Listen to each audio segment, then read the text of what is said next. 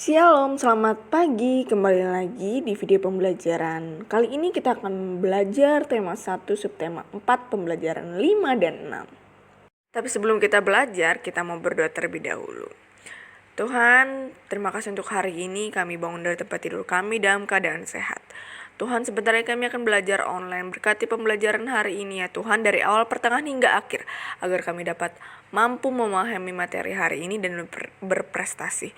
Tuhan, kami mau berdoa untuk teman-teman kami yang masih sakit. Kau pulihkan, Kau angkat segala penyakitnya, Kau berikan kesehatan agar teman-teman kami dapat belajar online kembali. Tuhan, kami juga mau berdoa untuk masa hari ini, masa pandemi ya Tuhan. Kiranya Engkau memulihkan masa ini ya Tuhan, agar kami dapat ke sekolah belajar tatap muka kembali. Tuhan, hapuskan segala dosa dan pelanggaran kami agar kami layak disebut dengan anak Allah. Dan nama Tuhan Yesus kami mengucap syukur dan berdoa. Amin. Nah, kita akan mulai pembelajaran kita dari awal, yaitu dari pembelajaran 5. Kalian simak videonya baik-baik dan kalian buka buku paket kalian di pembelajaran 5. Selamat menyaksikan dan selamat belajar. Tetap semangat.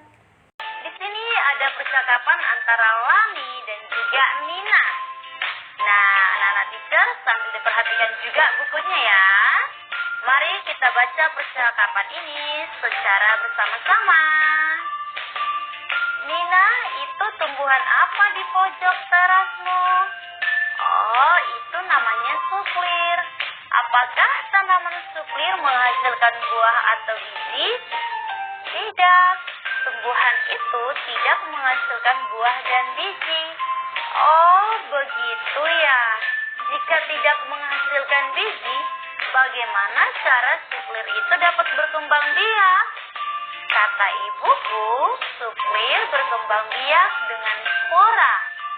Spora adalah bagian tumbuhan yang berfungsi untuk memperbanyak tumbuhan. Pada tanaman suflir terdapat spora. Saat spora tertiup angin, spora itu nantinya akan jatuh di suatu tempat yang lembab. Nah, spora yang jatuh akan tumbuh menjadi tanaman suflir yang baru. Wah, aku baru tahu. Terima kasih Nina sudah menjelaskan kepadaku. Sama-sama Lani.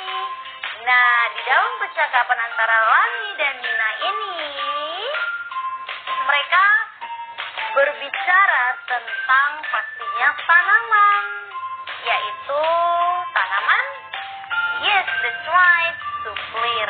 Nah, dari percakapan mereka, apakah, bicara ada pertanyaan nih, apakah ada kata-kata yang kamu tidak ketahui artinya? Ada nggak anak-anak teacher? Oke, pastinya ada kosakata yang baru kamu ketahui dari percakapan Nina ini tadi. Contohnya apa? Ayo, siapa yang nggak tahu ada kata-kata yang baru kamu ketahui dari percakapan ini? Oke, contohnya nih, pojok, apalagi? Suflir, biji, ataupun flora. Nah, itu kata-kata baru yang baru kita ketahui. Kira-kira dari kata-kata tersebut, kita akan temukan yaitu arti daripada kata itu. Dan juga kita akan diajak untuk menuliskan kalimat dari sebuah kata tadi. Oke, contohnya yang pertama kan pojok.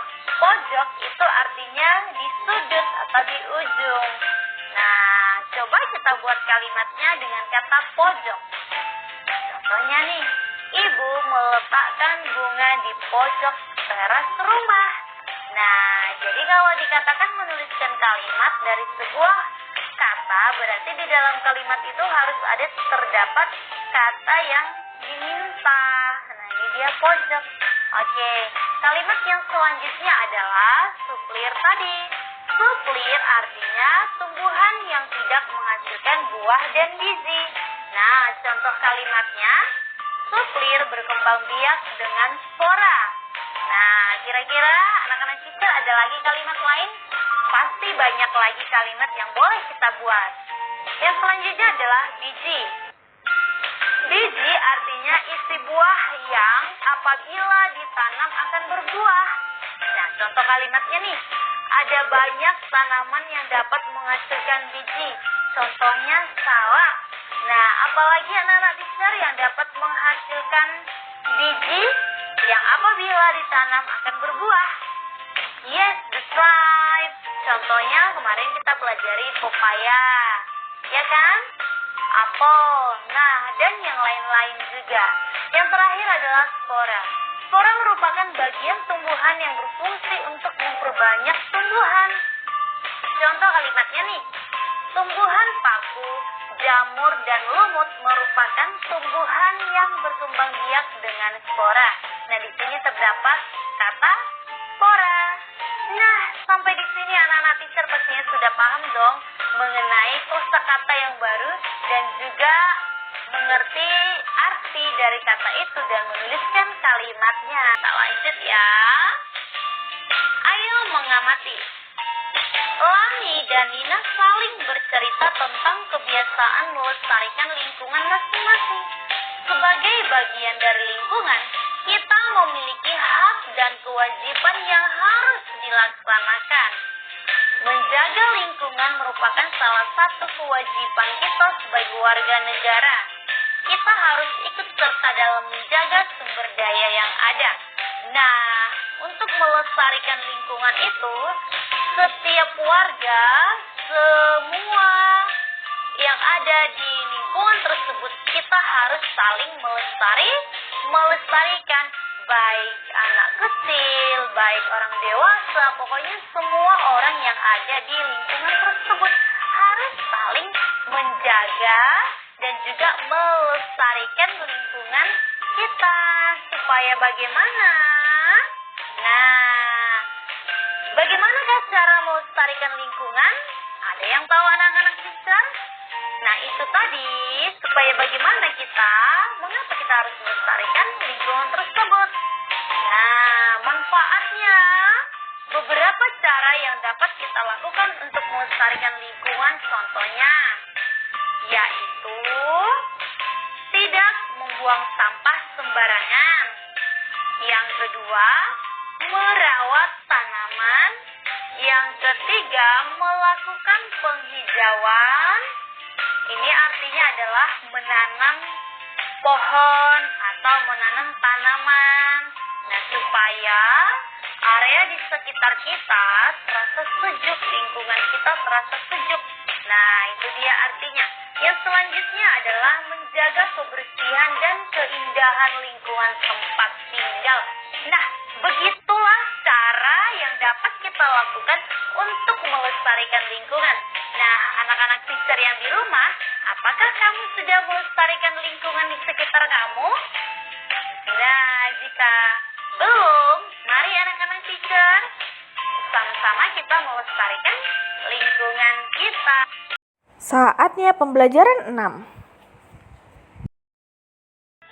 Saja.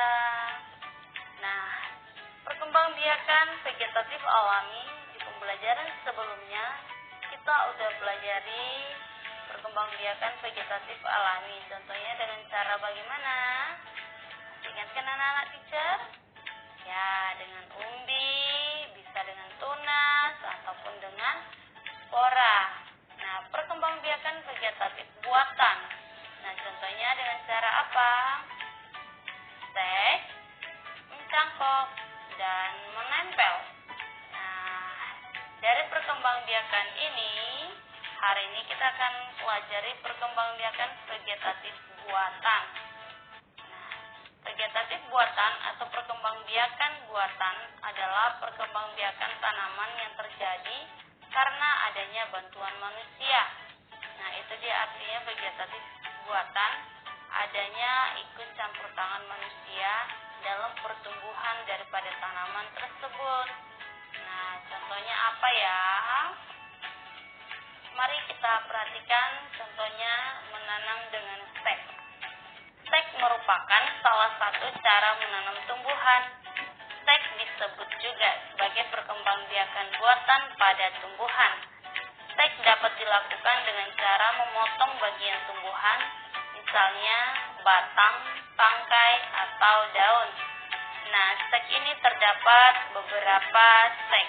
Ada stek batang, ada stek daun, dan ada stek akar. Nah, ini beberapa contoh daripada stek ya. Nah, kita akan pelajari satu-satu stek batang. Stek batang ini dikatakan memotong bagian batang tumbuhan untuk ditanam menjadi tumbuhan yang baru. Nah, itu dia stek batang. Biasanya stek batang dilakukan dengan jarak 1 ruas jari dari pucuknya untuk tanaman pendek seperti rempah-rempah, dan 1 lengan dari pucuknya untuk tanaman yang tinggi seperti singkong. Lalu yang perlu diperhatikan adalah cara memotongnya, yaitu harus miring. Yang kedua adalah stek daun. Stek daun ini merupakan metode penanaman yang dilakukan dengan memotong bagian daun. Biasanya dipotong beserta tangkai daunnya, bukan lembaran daunnya saja, karena biasanya akar akan tumbuh dari bagian tangkai daun tersebut. Contohnya cucur bebek, kaktus, lidah buaya, dan lain-lain. Itu dia cara dalam stek daun. Nah, stek akar. Beberapa tanaman yang bisa tumbuh dari metode stek akar adalah sukun, buah sukun, apel, dan beberapa tanaman hias. Hal yang perlu diperhatikan ketika melakukan stek akar adalah jangan sampai penanamnya terbalik. Lalu cara penyemaiannya pun harus sejajar dan tidak terlalu masuk ke dalam tanah, tapi sangat dekat dengan permukaan tanah. Nah, itu dia beberapa cara stek yang boleh kita lakukan. Nah, yang selanjutnya adalah cara mencangkok tanaman. Nah, cara mencangkok tanaman boleh kita perhatikan gambarnya. Pertama adalah pilih cabang atau dahan pohon dengan ukuran sedang. Kupas dahan hingga bersih dari kulit dan lendir kira-kira sepanjang 5-9 cm. Nah, ini kita akan coba melakukan pencangkokan tanaman. Nah, kita pilih cabang atau dahan pohon seperti ini dengan ukuran sedang, lalu dikupas. Kemudian tutup luka pada dahan dengan tanah subur yang sudah dicampur dengan pupuk kandang. Nah, yang tadi itu kita tutup dengan tanah yang subur dan yang sudah dicampur dengan pupuk.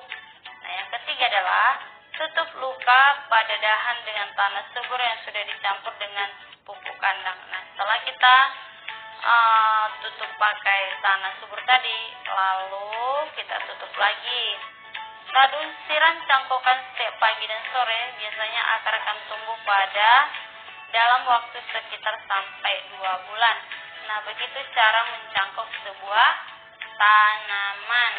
Nah, di contohnya bentuk pembagian 735 bagi 3. Nah, kalau biasanya kita membuat soal cerita di pembelajaran sebelumnya juga sudah pernah. Contohnya nih, ayah memetik 735 buah apel dari kebun. Lalu ayah memasukkan apel tersebut ke dalam 3 keranjang buah yang sama banyak. Berapa jumlah buah apel dalam setiap keranjang? Nah, berarti kita tentukan dulu berapa buah apel yang dipetik. Berapa buah apel yang dipetik, nak? Ya, 735. Lalu dimasukkan ke dalam berapa keranjang? Ya, 3. Berarti dibagi 3. Pertama yang kita kerjakan adalah angka yang paling depan dulu, yaitu angka 7. Berarti 7 dibagi 3 sama dengan, atau 3 kali berapa supaya hasilnya mendekati 7. Berapa, nak teacher? Ya, di slide 2.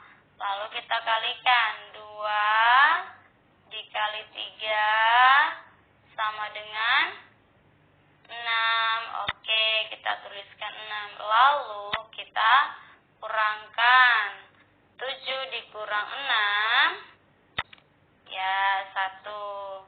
Lalu 1 ini kita bagikan. 1 dibagi 3 sama dengan, oke, karena ya ini 1 lebih kecil dari 3, maka 3 ini harus kita turunkan. Nah, menjadi 13. 13 dibagi 3 berapa anak teacher? Berarti 3 kali berapa supaya mendekati 13? Ya, 4. Lalu kita kalikan. 4 dikali 3 sama dengan ya 12. Lalu kita kurangkan lagi. 1 dikurang 1, 0. Tidak perlu kita tulis. 3 dikurang 2 sama dengan 1. Nah, lalu yang ini, angka yang terakhir kita turunkan 5. Nah, berarti 15 dibagi 3 sama dengan 3 kali berapa supaya hasilnya 15, yaitu 5. 5 dikali 3 ya 15. Kita kurangkan hasilnya 0. Oke? Paham kan anak-anak teacher? Jadi 735 bagi 3 sama dengan 245. Nah, jadi banyak apel dalam setiap keranjang adalah 245 buah. Nah, untuk tugas hari ini yaitu dari Ayo Berlatih halaman 120. Kalian kerjakan langsung di buku paketnya. Tetap semangat. Tuhan Yesus memberkati. Bye-bye.